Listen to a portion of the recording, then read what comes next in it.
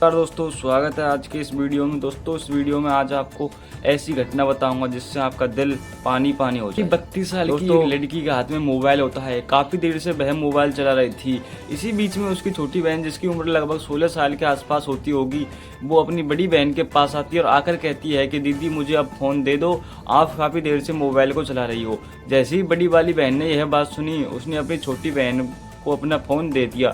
जैसे ही बड़ी बहन ने छोटी बहन को मोबाइल दिया तो उसके पिता भी उसे देख रहे थे, उसकी माता भी उसे देख रहे थे।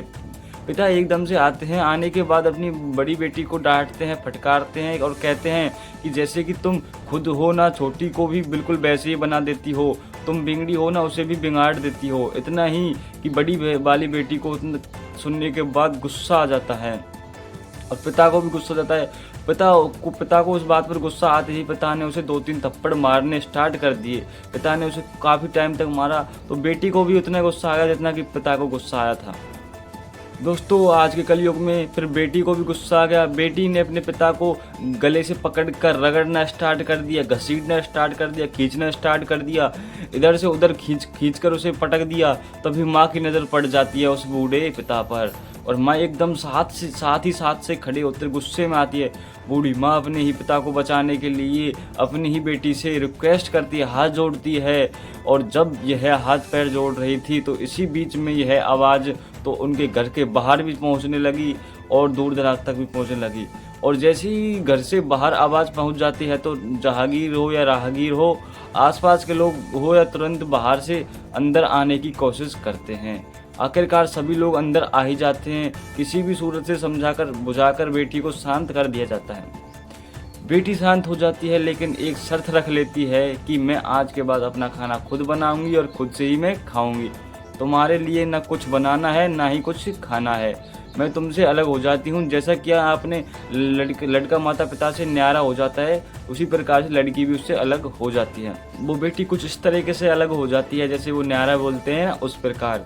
लोगों ने सोचा कि झगड़ा खत्म हो जाएगा, कम हो जाएगा, इसलिए अगर न्यारा कर दिया जाए तो सब दिक्कत भी खत्म हो जाएगी और कोई परेशानी भी नहीं होगी। अभी इस बात को 1 महीने का समय ही बीता था कि इसी घर के अंदर एक भयानक रूप में कत्ल हो गया। कत्ल की गूंज चारों तरफ फैल जाती है और घटनाक्रम का खुलासा होता है। तो वही नहीं बल्कि जहाँ तक यह खबर जाती है, खबरों के माध्यम से, सोशल मीडिया के माध्यम से, लोगों को यकीन नहीं आता कि ये हुआ क्या है, कलयुग हो क्या रहा है।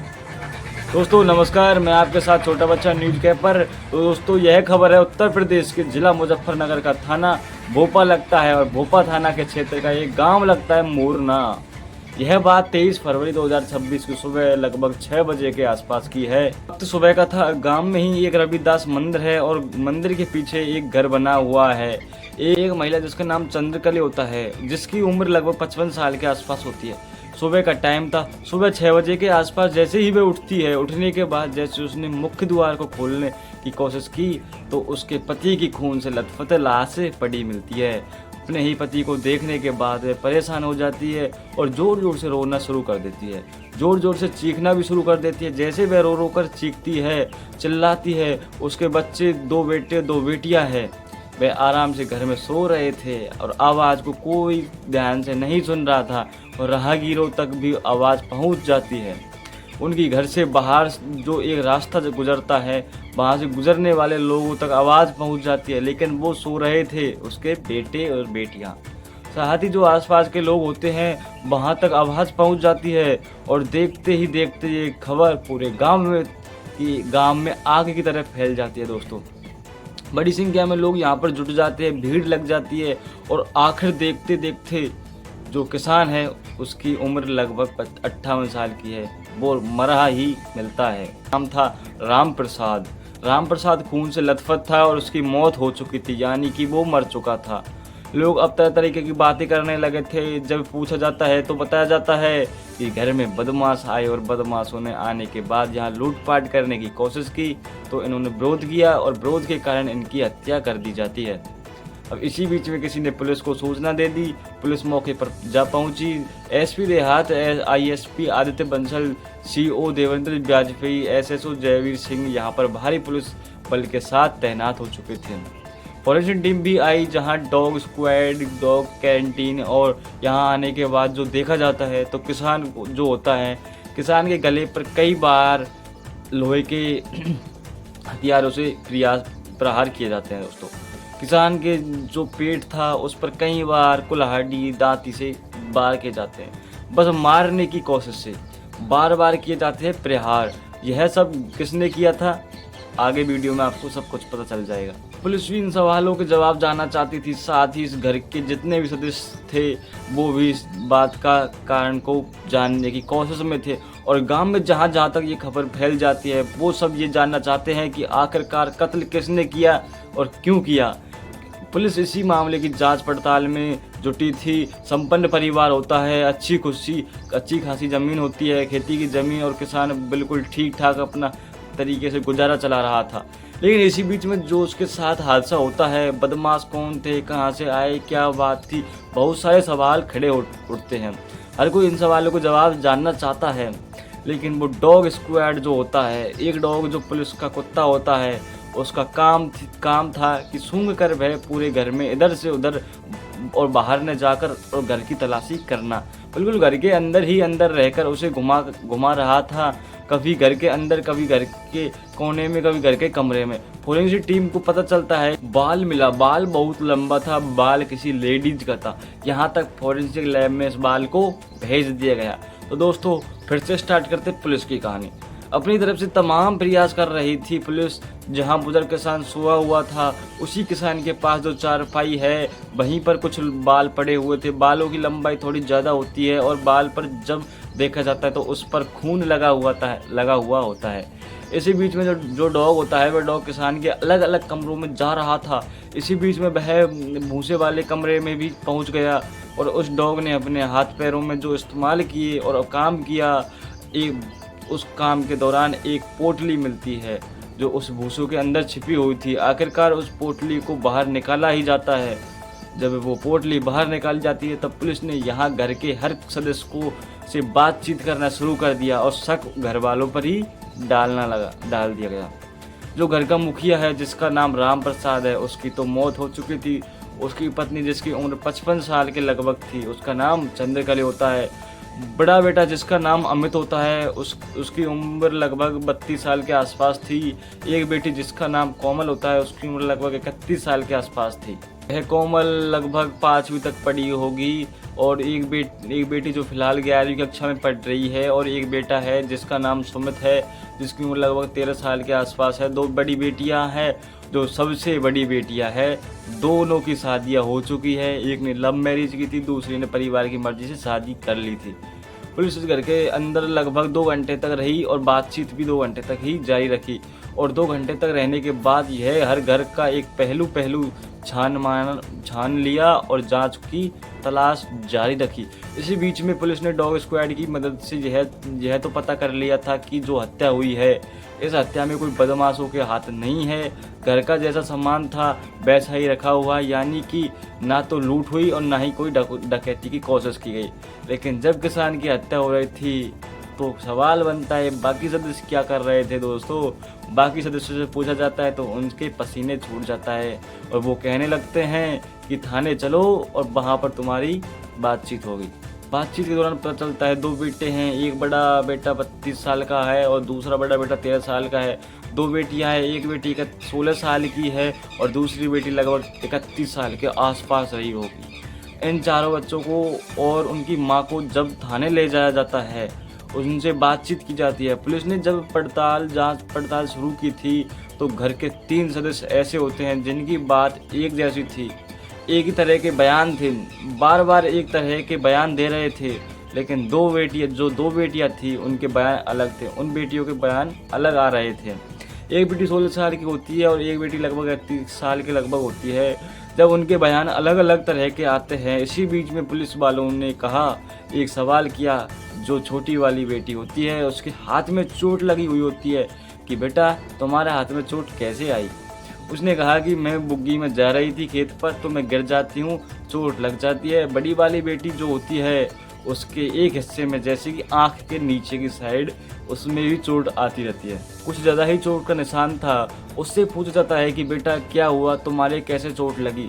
उसने कहा मैं बुग्गी पर जा रही थी खेत पर तो मैं गिर जाती हूँ और मेरे चोट लग जाती है। दोनों ही बहनों ने एक जैसी बात बतलाई, सास चोट लगी यही अपने आप में एक बड़ा सवाल खड़ा हुआ था। फिर पुलिस वालों ने उनसे सख्ती से पूछना शुरू किया और जो अभी पोटली मिली थी भूसे के ढेर में, उस पोटली को जो बाहर निकाला जाता है तो उसमें 2 जोड़ी कपड़े रखे हुए होते हैं। वो खून से लथपथ थे दोस्तों, एकदम लाल खून से लथपथ। जब घर वालों से पूछा जाता है तो एक जोड़ी कपड़े छोटी बेटी के होते हैं और एक जोड़ी कपड़े बड़ी बेटी के होते हैं। प्रश्न यहाँ से सुलझने की कोशिश करता है दोस्तों। अब बस यहीं से पुलिस का जो शक था वो पुलिस के सवाल थे। पुलिस ने कहा था और आराम से बता दो, नहीं तो पुलिस अपने तरीके से तुमसे पूछताछ शुरू कर देगी। तभी बड़ी बेटी एकदम गुस्से में आ गई, गर्म हो गई और कहती है कि इस घर के अंदर लड़कियों को अलग नज़र से देखा जाता है, लड़के को अलग नज़र से देखा जाता है और लड़कियों को अलग नज़र से देखा जाता है। हमारे ऊपर इतनी पाबंदी है, ना हम पड़ोस में जा सकते, ना ही रिश्तेदारी में जा सकते, ना ही किसी दोस्त के पास हम जा सकते और रह सकते। हम पर इतनी पाबंदी लगाई हुई है, हम किसी से बात भी तक भी नहीं कर सकते। हमारे पास एक मोबाइल है, हम दोनों बहन अगर मोबाइल चलाते हैं तो मोबाइल पर भी रोका टोकी होती है, लड़ाई होती है। इसलिए क्या करें, इसलिए हमने 32 साल के आसपास की होने वाली हूँ और उसके बावजूद भी मेरी शादी नहीं हो रही है। मैंने कई बार कहा पिताजी से कि मेरी शादी करा दो, मेरी उम्र निकल रही है। उसके बाद भी पिताजी ने मेरी शादी नहीं की तो लड़की को गुस्सा आ जाता है। बात करती है तो कहते हैं कि तेरी शादी वादी नहीं करूँगा, क्या करूँ क्या नहीं करूँ ये समझ में नहीं आता। इसलिए उसने प्लान बनाया कि क्यों ना अपने पिता को ही रास्ते से हटा दिया जाए और अपनी मनमर्जी की जाए, क्योंकि रोज़ रोज़ की रोका टोकी बर्दाश्त से बाहर हो जाऊंगी। और वो तारीख आती है 22 फरवरी 2026। अपने परिचित एक लड़की से कहती है कि हमें कुछ नींद की गोली चाहिए। नींद की गोलियों का इंतजाम हो जाता है और घर में आलू गोभी की सब्जी बनाई जाती है, रोटी बनाई जाती है, साथ ही खीर बनाई जाती है। घर में खीर बनाने के बाद जब रोटी बनाने के बाद जब खीर खाई जाती है तो उसके पिता को खीर बहुत पसंद आती है। वो 1 कटोरी की जगह 2 कटोरी खीर खा जाते हैं। परिवार के सभी सदस्य खीर खाते हैं उन 2 बेटियों के अलावा। जब सुबह के 3 बजे होते हैं, यानी 23 फरवरी 2026 की सुबह के 3 बजे के आसपास का वक्त हो रहा था। घर के सारे सदस्य सो रहे थे बेखूब। पिताजी मुख्य द्वार के थोड़े से पहले आंगन में सोए हुए थे। बड़ी बेटी और छोटी बेटी दोनों उठती है और उठने के बाद अपने पिता के पास पहुंचती है और डराती और चाकू से ताबड़तोड़ वार करना शुरू कर देती है और पिता को तब तक मारने की कोशिश करती है जब तक कि उसके प्राण निकल न जाए।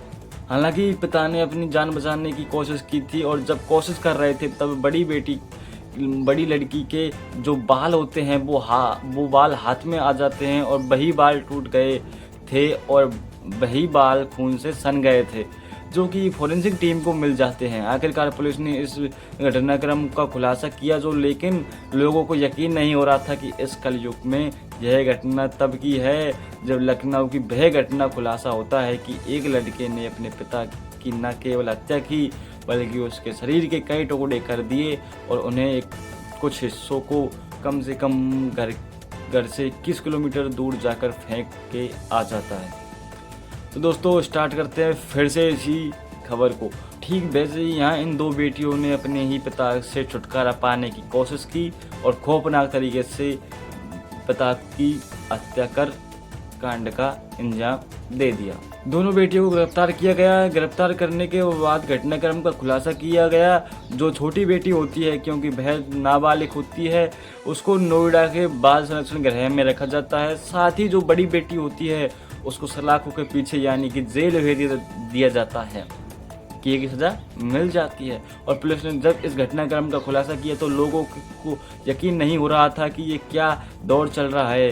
अपने ही बालक जिन्हों गोद में खिलाया पिलाया उनकी हर तरह से छोटी छोटी बातों की ख्याल रखा गया।